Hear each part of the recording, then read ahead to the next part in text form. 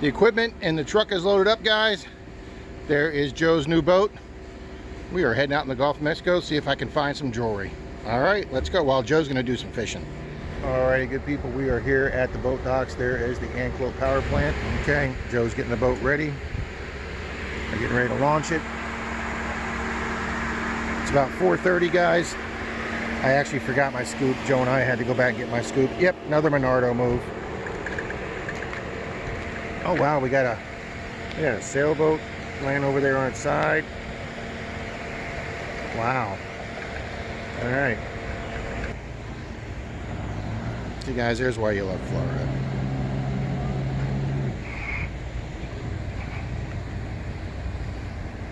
Don't even have to be at the beach in Florida. Boom. Alrighty, Joe got the slip he wanted.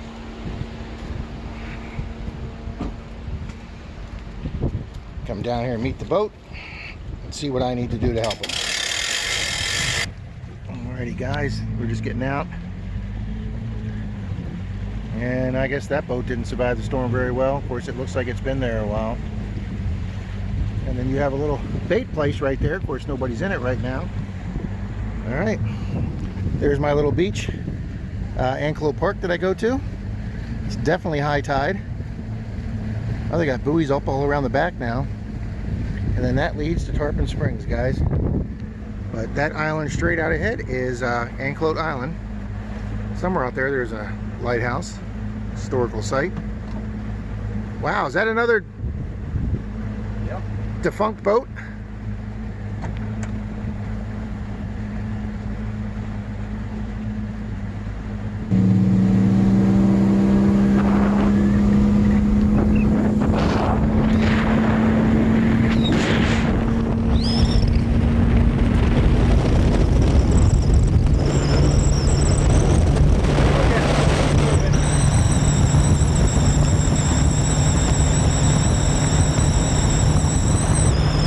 Alrighty guys, there's Joe anchoring the boat.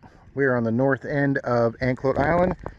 My first signal was a pull tab in the dry sand. My second signal is a very deep, crusty zinc penny. But we're off. Boom. It's just beautiful out here, guys. And our second coin is another zinc penny. Alrighty folks, I'm actually out here in the water. I do have my phone in a waterproof pouch. And guys, that is actually a crusty zinc penny that I just got in about 8 inches of water. All right, my first water find here today. Boom.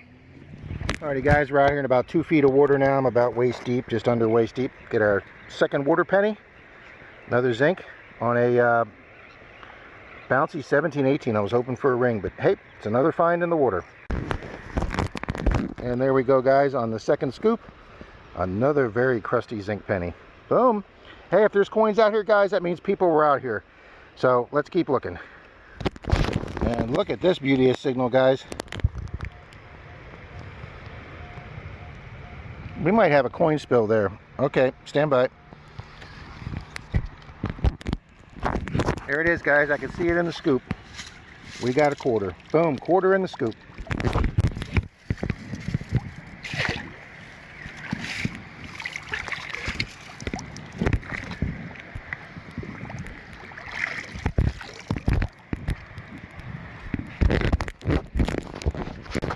And not far from the quarter, we get our first Deme. Very green, been down there a long time. Me love you, long time. Alrighty gang, I'm out here in chest deep water. And a little deeper than I wanted to be. I hit a couple deep pockets. But guys, I got a bouncy 1620 signal. And we got a little pineapple piece of jewelry. I don't think it's precious or anything. It used to be part of a charm probably, but that is a pineapple. So a little piece of jewelry, guys, and we've got another signal right next to it. Alrighty, boom, jewelry out in the Gulf of Mexico. Well, gang, as you can still see, I'm out here in waist deep water. My phone pouch appears to still be working because my phone is still on. I can't zoom out with the phone in the case. All right, let me switch camera angles. Alrighty, guys, I got the most beautiful 1617. Thought for sure I had me a ring and I had some space junk. space peanut. All right, well guys, as you can see, the sun's setting, and my boat guy is nowhere to be found. Joe took off that way to go fishing, said he'd be back around dark. I'm not worried, but I'm out here in the Gulf of Mexico all by myself. But look at this.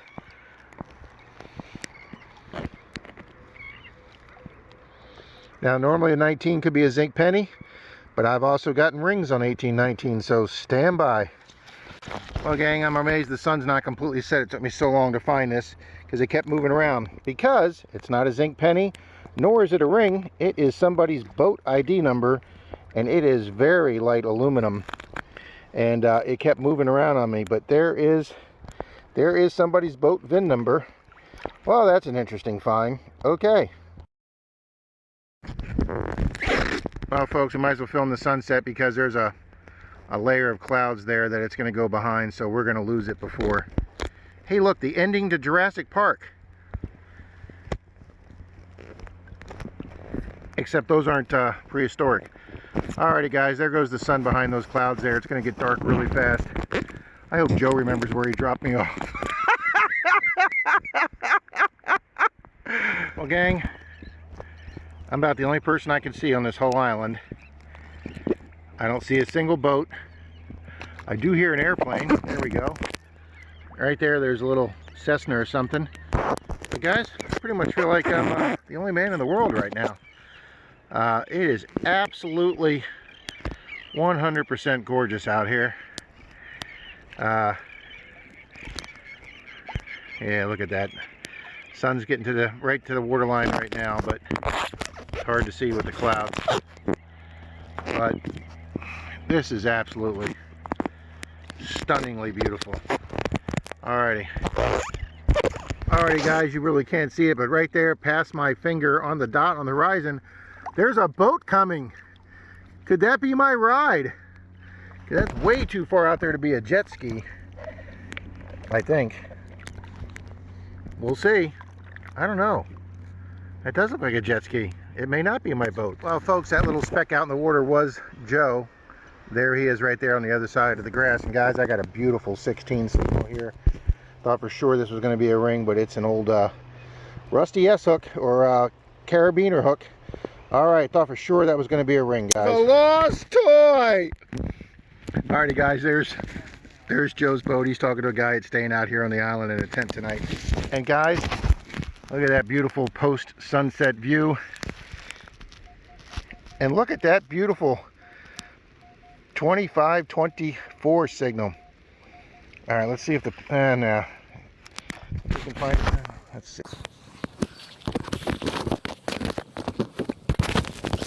Forgetting that you can't drop the machine with the.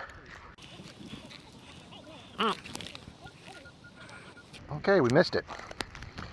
All right.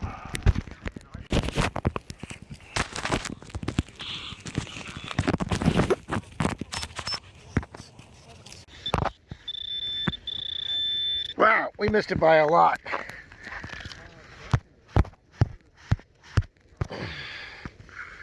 And in the darkness, do we have a dime or a penny? It looks like a copper penny. It's got green on it. There we go. This might be the last signal of the night, guys. Heading back to Joe's, I was ready to say his truck, his boat. All right. There we go. Well, that guy's got so many lights on his boat. Alrighty guys, there's a boat that's coming out of the canal. We had to wait for him because he's got his spotlight on. There's one of the marker indicators right there. And there is the last of the sunset right there. And there's Joe's boat looking really cool with the lights on. Alright, we're going to head in. Yeah, you can't see anything. Alrighty guys, we are at the boat dock. Joe's getting the truck right now. And I'm making sure the boat doesn't drift away. And there we are, getting the boat out of the water. Boom!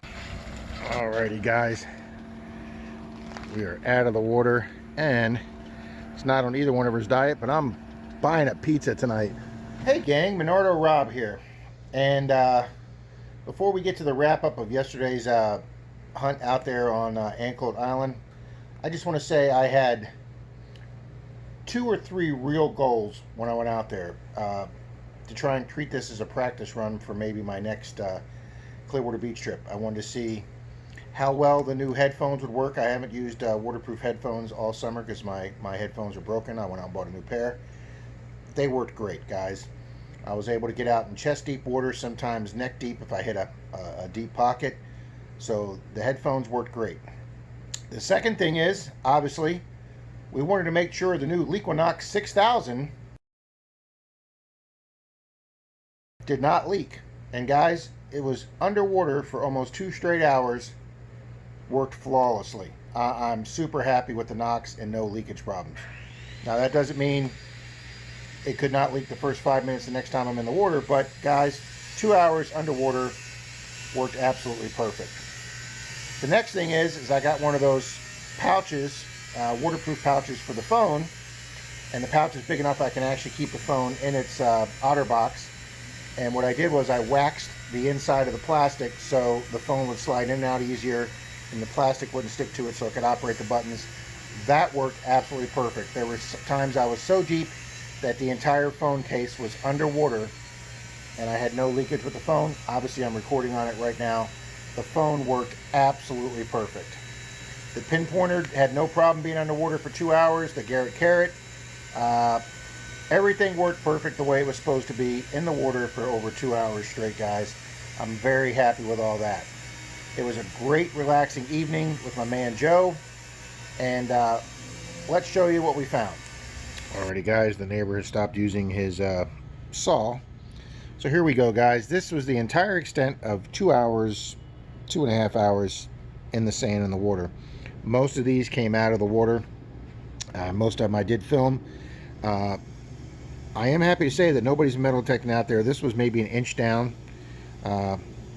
These 2 pieces of slag metal gave me perfect ring signals. 2 screws next to each other, about a foot apart, they gave me ring signals. The little rivet gave me a ring signal.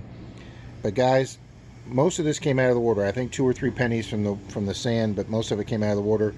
My one jewelry find, the little pineapple charm, that was about 3 to 4 feet of water, guys. That was a nice find. It took me 6 or 8 scoops to get that little thing. This took me forever to find because every time I put a scoop in, it would float away. A little thin piece of aluminum. I'm assuming that's either a boat hull or an engine motor hull number. But yep, little aluminum VIN number there. Little hair beret. But 10 coin, guys, in 2 hours. Real productive? No. But was it a great relaxing day? Oh, you betcha. So there we go, guys. And I want to show you one more thing. Alright folks, everybody says, well great Rob, it's great you found 10 pennies, but they're so trashed you can't use them. Well, yes you can, guys. Take your scoop. That's just compacted sand. And use it to get most of it off. And then this is for drywall, guys. And do a little bit of work here, guys, and you will get a penny that you can at least use as change that somebody would take. And that's my tip of the day.